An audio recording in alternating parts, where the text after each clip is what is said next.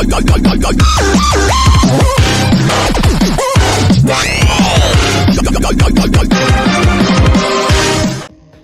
welcome to my first tutorial. I just wanted to make something else rather than GD gameplay once in a while, and a tutorial seems clickbaity enough. Okay, so I want to show you guys how spawn triggers work and how to make simple loops and stuff. So what you need to know about spawn triggers is they only affect other triggers, well, as far as I know, so they don't have anything to do directly with decoration or moving blocks, gameplay, whatever. They're just for effects. So yeah. So what spawn triggers do is they activate other triggers. So here we have a normal background color changer, which works normally, and if we want to, we can make it spawn triggered and next group, and then add a spawn trigger wherever we want, and then here we can see it doesn't change the background color anymore, but the spawn trigger, it activates here the background color. So if we put this wherever we want, it will just activate this trigger. So here I have an example of what you might do in a level. You got just these triggers which you, I don't know, copy paste on like the beat, whatever, doesn't really matter. Like, have this block of code that you just copy paste everywhere you want, really. And then what happens is when you want to change something, like let's say we change color 1, okay, this doesn't work at all with pulse triggers except the time, then it can take a while to do so. Like in pulse triggers, if you want to change the color, you gotta change each one by hand, really. Copy and paste it. And if you just got like move triggers, for example, you might have like a lot of triggers all around, and then choosing them all individually and can be pretty stupid. So what we can do about this is make these spot triggered and multi-triggered, which means they can be activated several times with a spawn trigger. Make them group 1. Then everywhere where we got this block of code, we can place this spawn trigger. And now delete all of this, and what we got is just, okay, so for some reason spawn triggers don't work before the line in editor mode, but here.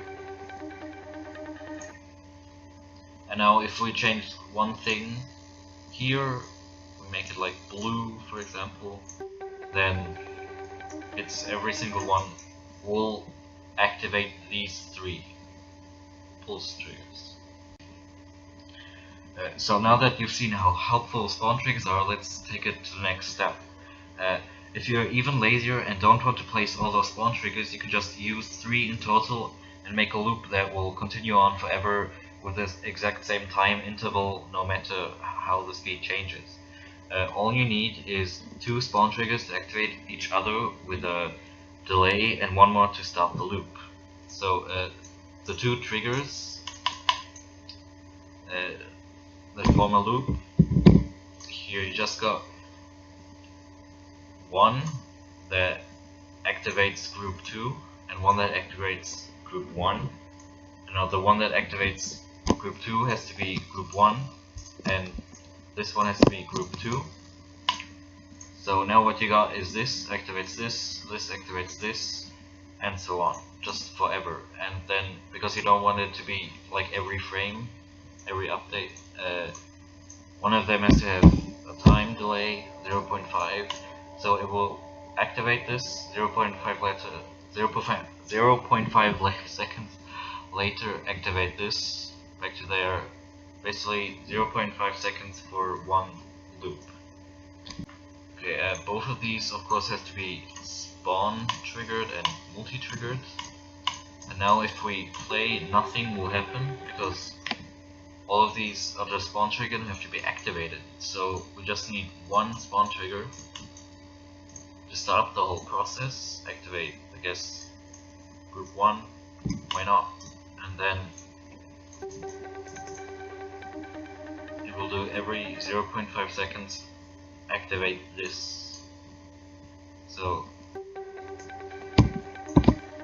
yeah, like if you have better music with like really more beats than Phobos, it will make a big difference. And if you have like gameplay with a lot of speed changes, then it can be really helpful. So you just can play around with the delay a bit and then see what the different beats, what the delay is between the beats and stuff. So if we want this loop to stop at one point, all we need to do is toggle off the whole thing or just this, either group 1, so we can just toggle group 1 off, and then I can put this here to show you. It will stop. So normally you wouldn't want a loop to last forever except if it's the last part or something in the level. So there's a lot of different things that you can do.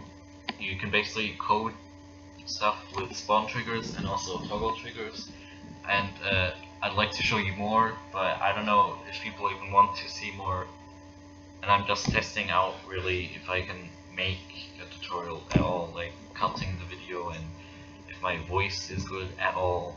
Like I've done streams, but whatever. Okay, well bye. I guess I can make an episode too if anybody wants that. Okay, bye.